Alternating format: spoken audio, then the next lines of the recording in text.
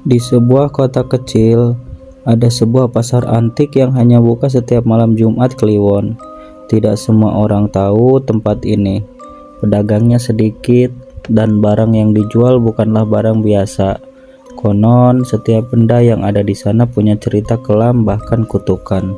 Malam itu, seorang pemuda bernama Raka ditemani sahabatnya Doni berkunjung ke pasar itu. Mereka hanya ingin mencari barang unik untuk dijadikan koleksi. Raka berbicara penasaran. Pasar ini kok sepi banget ya, Don? Barang-barangnya juga aneh-aneh. Doni menjawab dengan bercanda tapi agak takut. Namanya juga pasar antik, mungkin banyak barang-barang bekas, tapi siapa tahu ada yang mahal.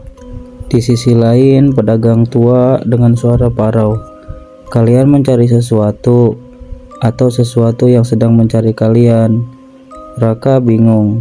"Maksudnya apa, Pak?" Pedagang tua menjawab, "Ada benda yang menunggumu, benda yang sudah lama ingin punya pemilik baru." Dari tumpukan boneka tua berdebu, Raka menemukan sebuah boneka kecil berbaju merah. Matanya tajam, seakan menatap langsung ke dalam jiwanya. Raka berbisik, "Boneka ini unik sekali. Aku beli ini, Pak." Pedagang tua menjawab dengan tersenyum tapi menyeramkan, "Hati-hati, boneka itu tidak sekedar mainan. Dia punya arwah yang belum tenang." Raka tertawa kecil, menganggapnya hanya cerita horor murahan.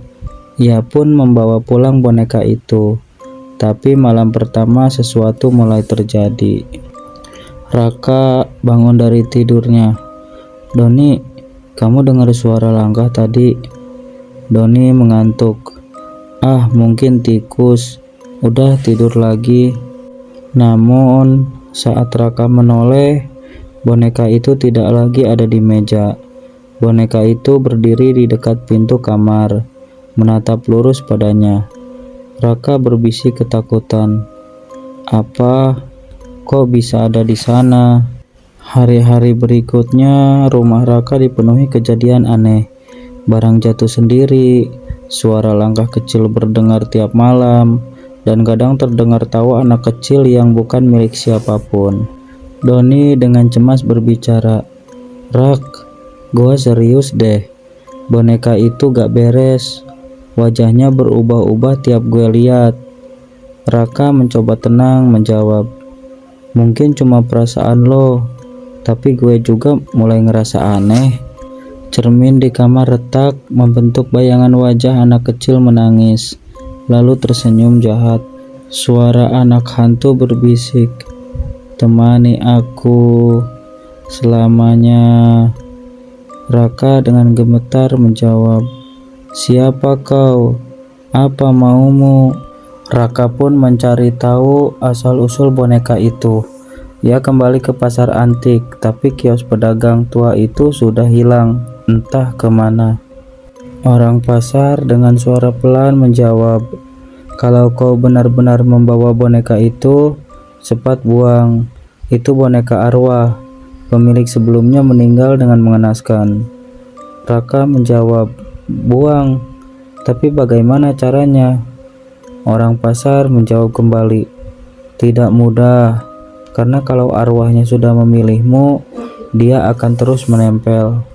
Sejak saat itu, keadaan semakin parah. Raka sering mimpi buruk. Dalam mimpinya, ia melihat anak kecil berpakaian merah, wajah pucat, mata hitam pekat. Anak itu selalu berkata, "Tubuhku hilang, darahku kering, boneka ini rumahku, dan sekarang kau adalah milikku." Raka teriak dalam mimpi, "Tidak." Saat terbangun, tubuh Raka penuh dengan bekas cakaran. Doni pun ketakutan dan mengajak Raka mencari bantuan paranormal. Paranormal berbicara serius dan berwibawa. Boneka itu adalah wadah arwah penasaran. Ia mati karena dibunuh, lalu rohnya disegel dalam mainan itu. Sekarang, ia haus akan dendam dan darah. Doni dengan panik menjawab, "Lalu gimana caranya menghentikannya ini, Pak?" Paranormal menjawab lagi, hanya dengan ritual pelepasan arwah, tapi itu berisiko. Jika gagal, arwah itu justru akan lebih marah dan merenggut nyawa kalian.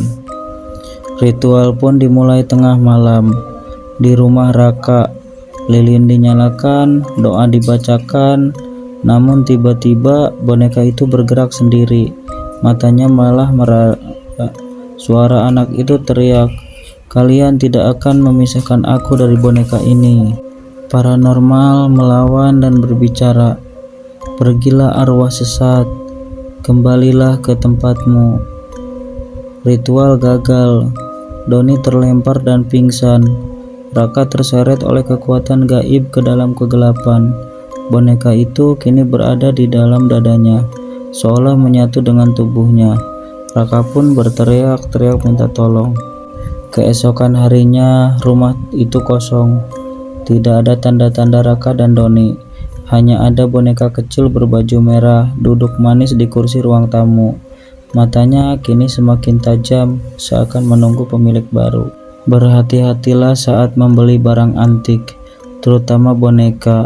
Kau tak pernah tahu, mungkin ada jiwa yang terperangkap di dalamnya, menunggu untuk menjadi bagian dari hidupmu atau justru mengambil nyawamu.